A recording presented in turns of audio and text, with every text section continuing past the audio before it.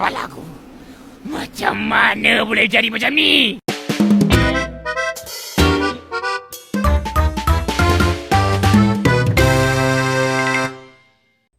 Hai semuanya, welcome to my video. Kenalin, nama aku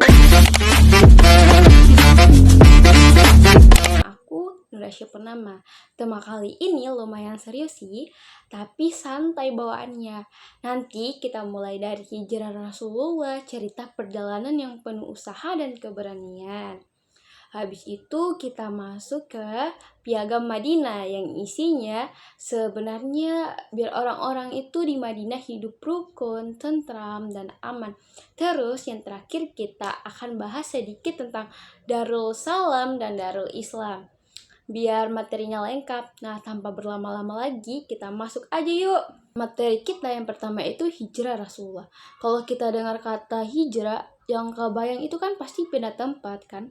Tapi hijrahnya Rasulullah ini beda, bukan cuma pindah aja, tapi pindah hidup juga. Waktu itu keadaan mereka, ya bahasa halusnya itu udah nggak kondusif lagi. Kalau bahasa jujurnya, udah keras sekali loh. Kaum Quraisy itu sudah tidak tahu malu lagi. Umat Islam diperkusi, dihina, disiksa sampai bahkan mereka itu sampai melakukan rencana yang paling parah untuk menghabisi Rasulullah. Wow, bayangin deh, dakwanya belum besar, ancamannya sudah segila itu. Nah, sampai akhirnya Allah perintahkan Rasulullah untuk hijrah ke Madinah. Beliau berangkat bersama Abu Bakar. Dan perjalanan mereka itu benar-benar kayak drama banget. Ya ampun, ada momen ketika Quraisy itu sudah cari kemana-mana, sampai-sampai Rasulullah dan Abu Bakar sembunyi di Gua Sur. Selama 3 hari loh. Bayangin 3 hari loh teman-teman, bukan sehari 2 hari. Sampai-sampai Abu Bakar sampai bilang takut kalau mereka ketahuan. Tapi Rasulullah menjawab, jangan bersedih, sesungguhnya Allah bersama kita.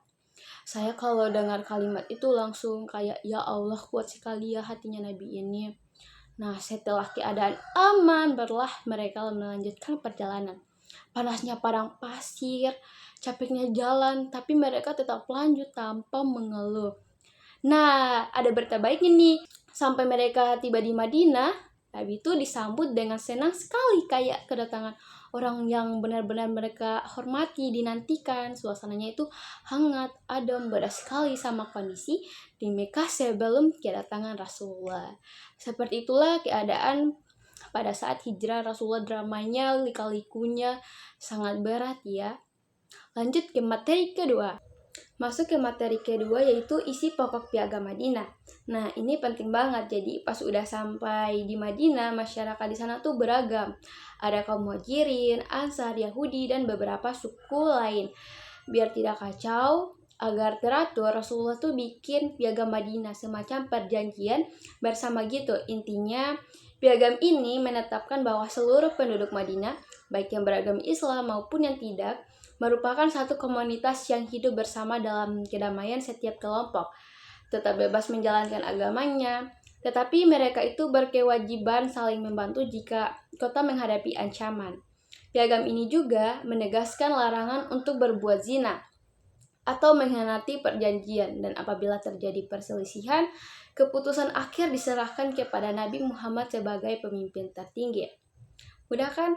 Itulah inti dari Piagam Madinah. Kita masuk ke materi ketiga, yaitu pembahasan tentang Darul Salam dan Darul Islam. Sekarang kita masuk di pembahasan terakhir kita, yaitu 2 konsep penting Darul Salam dan Darul Islam. Kedengarannya hampir mirip, tapi sebenarnya tuh maknanya berbeda. Darul Salam berarti tempat kedamaian. Ini menggambarkan wilayah atau kondisi masyarakat yang aman, harmonis, dan membawa ketentraman bagi penduduknya.